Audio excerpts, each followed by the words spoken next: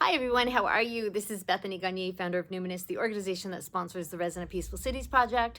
And this is the 9th video in a series that I'm doing known as the Consciousness Athlete Curriculum, teaching people how to utilize their consciousness in everyday life for better results. Right? So we have this physical body and we're so used to using the physical body, but you have this infinite conscious nature, right? You have this part, most of you is connected to the infinite. And what happened was when we were infants, we literally came here, took on the drag of a physical body and the nervous system, which completely narrowed our filter bands as far as the reality around us. And that's part of the game here. The part of the game here is for us to remember the truth of who we are, is to remember our infinite nature. And when we start to learn how to be properly calibrated between ourselves, our infinite nature, and the field, that's when this life gets fun, okay? Prior to that, it can be a big struggle, not quite, if we're not calibrated properly and we're imbalanced as we're trying to move through this world, we're carrying a much heavier load than we need to. So anyways, that's why I do these videos, and I'm going to get to the 9th topic in just a moment, but I have a couple housekeeping details first. I spoke to Dr. Kadeen Reinhold. She is our lead researcher for the Peace Meditation Research. And now we always have to wait until January to have all the police data in. It's finally in, and Dr. Reinhold is finishing a scientific paper. So right after she finishes that, she's going to get to the Louisville data. So know that that's coming. Number 2, this is going to be the last video that I do for a while until I've made a commitment to myself that I finally put into written form the 5 chapters of my next book coming out, which I feel like is a very important book. It's called Dealing with Difficult People for Spiritual People. And this book is 15 years in the making. This book is, I've never seen this type of information together. It's really been an eclectic journey of mine for me to understand. I really feel like about 10 years ago, a portion of it was downloaded to me in Brazil. It's a vast body of work as far as helping ourselves calibrate properly to the field when we're dealing with difficult people, quote, difficult people, right? Or it could be difficult situations, right? It's basically what can sometimes be, I refer to as the petty tyrant training.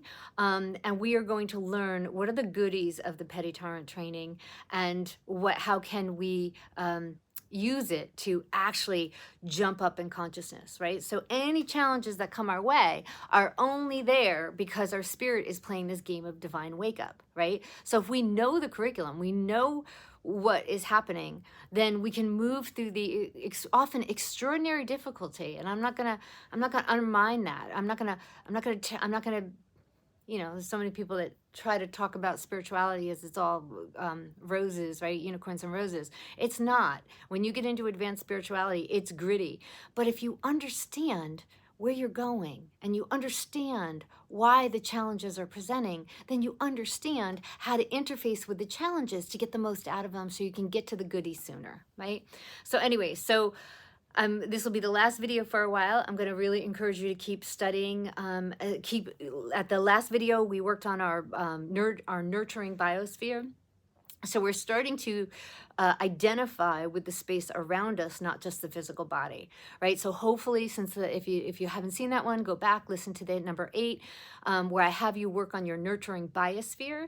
So basically, can we start to kind of become aware of the space around us, at least 3 feet around in all directions, and then understand the quality of that space. And we talked about how do we change that space? How do we alter that space to create this really nurturing, yummy biosphere, even when you're in a difficult situation, right? So it's kind of like this idea that you're creating your own what's the word I want? Eco environment.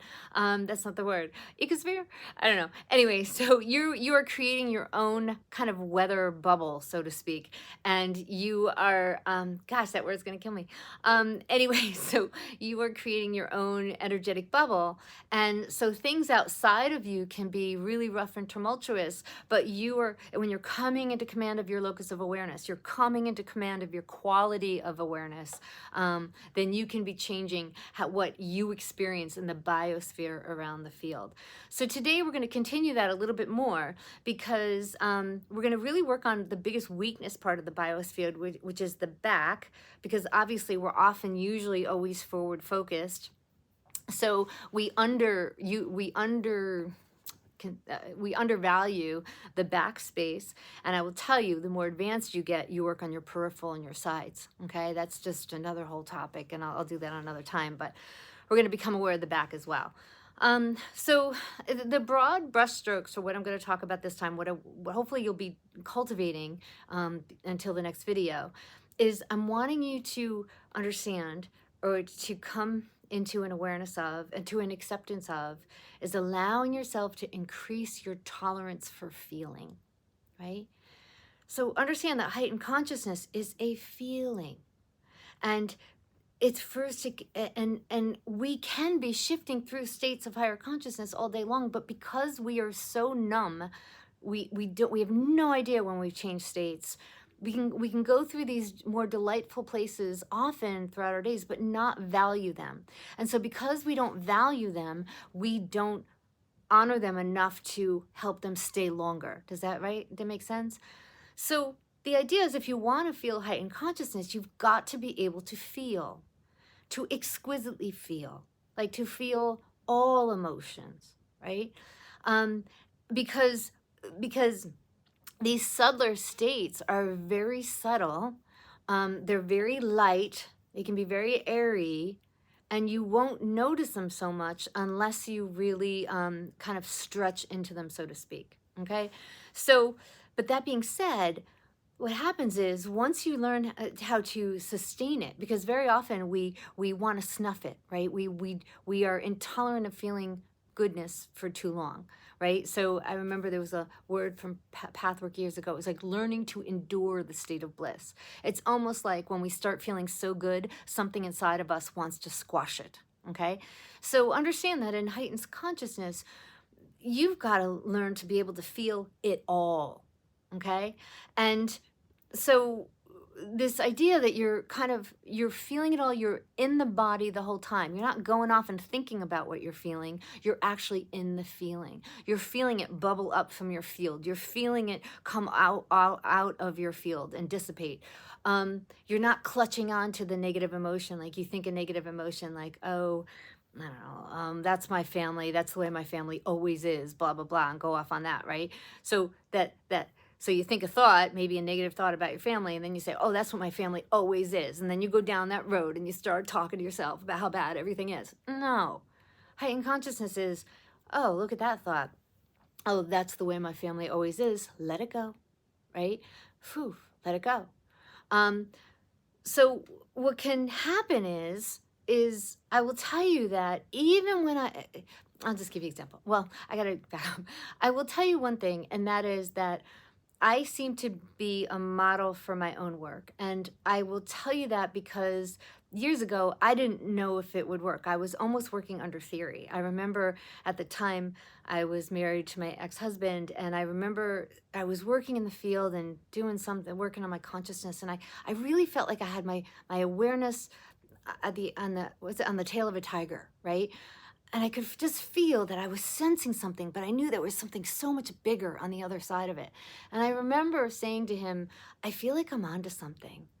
Like I feel like if I just keep working in that direction, there's something really good behind it. And for years, I got to tell you, I just kept working. And the reason why I kept working is because I could feel subtleties, and I could feel that things were subtly changing. So I can completely tell you that my energy field is completely different than it was 30 years ago when I started. And so I would sometimes that's all I had, right? Sometimes that was all I had is, I don't know about what's going on in my external world, but I can tell you 100% that what's going on right here, totally better and different, right? So what happened, and then I'll just give you another example is this past summer, I literally was working in my field. I cleaned an area, and I literally spent 3 days in what I kept saying, in exquisite spaciousness. And so it was finally like, wow, okay, I really did have my finger on the tail of a tiger, right? Like there really was gorgeous, something really, really beautiful right there, right? And so understand that when we're working like this, there's no magic here. It's really just that we're going to be clearing our energy field. We're going to be working in a particular way to help us get rid of the blocks in our field so that we can have infinite love. We can have this more porous exchange with infinite love. Okay, so I probably said all that to get to the point where when I say that I have been in exquisite states, and I often, walk in them, okay? And I will tell you that even in exquisite states, you'll have like a negative thought come up, and I often kind of almost see the image of a snake shedding its skin, right? This idea of like, you're in beauty, you're in this exquisite love, and then this negative thought will want to come up and kind of take hold, but it can't because you're in like this expansive, exquisite love. And so the negative thought will just kind of like almost shed its skin, right? It'll just kind of like come up and be out, right? And understand that when we're getting into the more advanced states of consciousness, this is exactly what happens. Okay, it's the idea that you are purging anything that is not your Christ self, your infinite self, your loving self. Anything that is not that is going to be purged and burned off and cleansed. Okay, so spoiler alert to my book, Dealing with Difficult People for Spiritual People, is that's what that difficult person is supposed to be doing for you, is to be providing the impeccable mirror so that you know exactly where you need to work to purify yourselves, to cleanse, to kind of burn off all the impurities that's not the real you. Okay, so do you understand that? Okay, so that's the process that we're working here. Now, I will tell you that in some of the most exquisite states I've been, my back has just like been, and they can be breathtaking, right? So it's like this idea that you're almost like, oh my gosh, like it's the higher consciousness is so tender, it's almost hurts. It's like exquisite, and it can almost be so vulnerable, like the underbelly of something so gentle, so pure, so amazing, that you're just like your breath is taken away. And I will I can feel myself lifting as I speak. Anyways, but I will tell you that the times that I've been in real exquisite spaciousness, my back has just completely, I just felt like my back went on forever, right? Like I could just rest into the infinite. It was like you have nowhere else to go. Like there's the only place to be is to sink deeper into the present now, right? So there's this exquisite spaciousness in the back. It's really, and in fact, in Barbara Brennan's book, she talks about the rear of the heart chakra is about, if it's open, it's like, do you feel as though the universe has your back? Okay.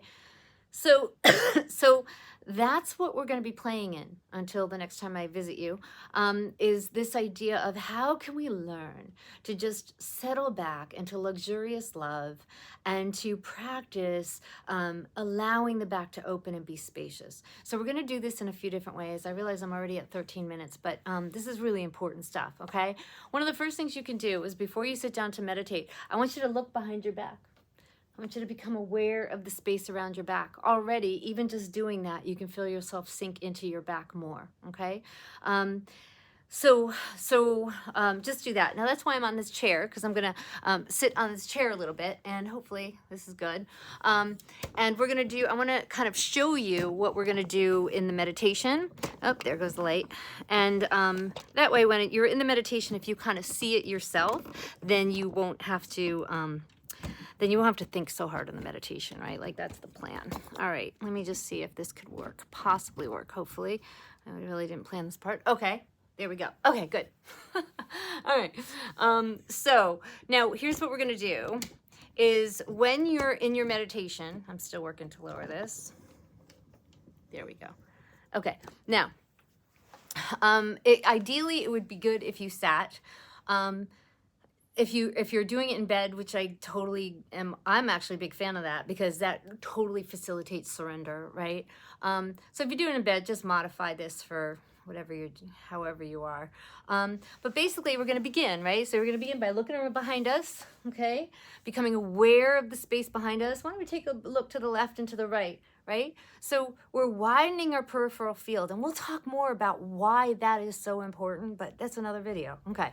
Now, the next thing we're going to do is I'm just going to want you to just kind of gently twist, and I'm allowing my locus of awareness to go through my back and follow the twist on the left side of my back, left to right, so it's left shoulder to right hip, and I'm feeling a gentle stretch, okay? Just being in the back, appreciating that this area is more open as well, and I'm going to switch to the other side, okay? So notice how I'm just twisting, and all I'm doing is I'm not judging my back, I'm not complaining about my back, I'm literally just being in my locus of awareness, following up and down my back. All right, I remember a Feldenkrais thing years ago where you we're gonna probably do a C, so I think there's something like this where you did a C, right? So you're allowing yourself to break up the muscle tension in your back, right? And then come to center, and then go to the other side. And feel that C, right? Okay, and then we can do some shoulder rolls, anything like that. What we're looking to do is the fact that we usually have no awareness of our back, right? So that's what we're doing that. Now, next we're going to move from Dantian breathing to kidney breathing, and that's when it gets even more magical, okay? So Dantian breathing, we're gonna bring our awareness down here to the abdomen and just breathe in. So imagine that your hands are like a catcher's mitt, and you're gonna breathe into your hands, allowing your spirit to sink down into the body. In fact, just to give you that piece is understand that the way we get to higher consciousness is we transcend the body by going through the body. You see, consciousness, if we were purely aligned with our consciousness, our body would have zero tension in it, right? So we have to kind of go through the body to transcend the body to the other side. So that's why we kind of work with our consciousness in the body all the time, so that eventually you actually forget the body, but it's forgetting it in a very skillful way. Okay, then another part of the next part of the meditation is, and this is my favorite part, this is really amazing stuff. I remember when I first did kidney breathing, I could feel an exquisite beauty. If you practice kidney breathing, you could sleep better. I had some really wonderful healings when I started doing some kidney breathing. So we're going to practice this. Kidneys have a lot to do in Qigong about grounding. It works a lot with the lungs. The idea is that the kidneys, quote, catch the chi, so to speak. So here's what we're going to do to help us connect to the kidneys. We are going to take our hands, and you put it on put it so your thumbs are on your hip bones, and then your hands are kind of parallel to your ribs, right? Because that's where your kidneys are, okay? So what we're going to do is we're going to practice breathing into our hands as if your hands are catcher's mitts. And you inhale into the kidneys, and you can do one at a time, you could do both, but we're going to practice what's it like to invite the breath to move to our kidneys. It's called kidney breathing. And in the process, what's happening is you are starting to thaw your back. What do I mean by thaw? Well, imagine an ice cube, right? Water can go from ice to water to steam, right? It's all water, but the idea that when it's an ice cube, it's frozen, right? Or it's at room temperature, or it can be, temperature has been increased to go to steam. Essentially, the metaphor in there is if you were really able to manage your consciousness, you do get to states where you're almost steam, you are transparent. People will feel, it's super fun actually. You kind of feel like you can't feel your body, and for sometimes people get worried about that, and I think it's but I knew it was a state of hypnosis. So but the idea that you're making your body porous to consciousness, right? So So you're playing with this idea of you want to thaw the density of your back, right? And so many of us are sitting at desks all day, or we never pay our back any attention. And I know there's some sort of quote, something about, you know, if you, something about if you take care of your back, um, something about you have to kind of chase God unless you take care of the back, and then the gods will chase you. I'm butchering that comment, but it's the idea that your back is this vertical power current. It's where your life force comes up and out and through and into your head.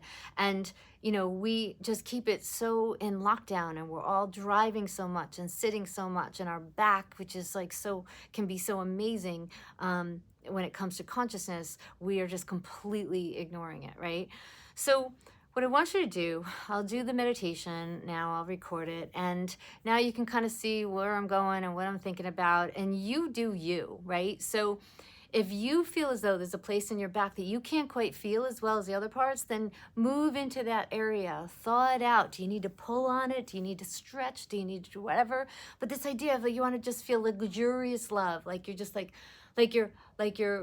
you're resting in such a way that you have nowhere to go. Like you're just so exquisitely being held that why would you possibly want to go anywhere, kind of thing. And those are beautiful safe spaces for us to start to sift through our daily consciousness to find these pearls of heightened consciousness, right? So they're there, but they're clouded with noise, they're clouded with muscle tension, they're clouded with these ruminating stories that we tell ourselves, they're clouded with screens, But heightened consciousness is heightened feeling.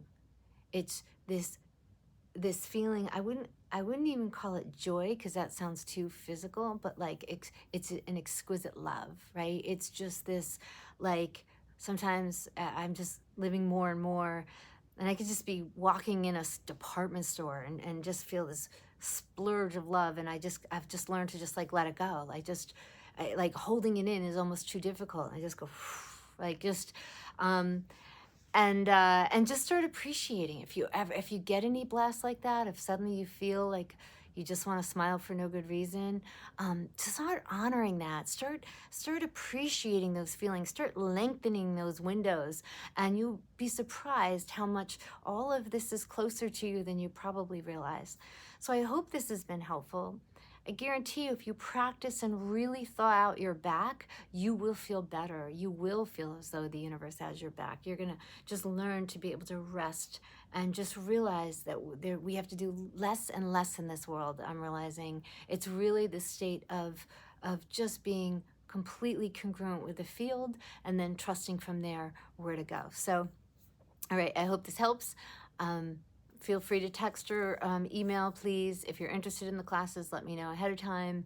And all right, enjoy this sweet space, and really just learn to practice living in luxurious love and explore what would those spaces be. If negative emotions come up, go thank you very much and let them fly off, right? Because when the love starts to expand, those dense feelings can't stay anymore, so they'll often kind of fly up. Just let them go. Don't grab onto them, okay? All right, have fun, enjoy. We'll see you next month, hopefully. Bye.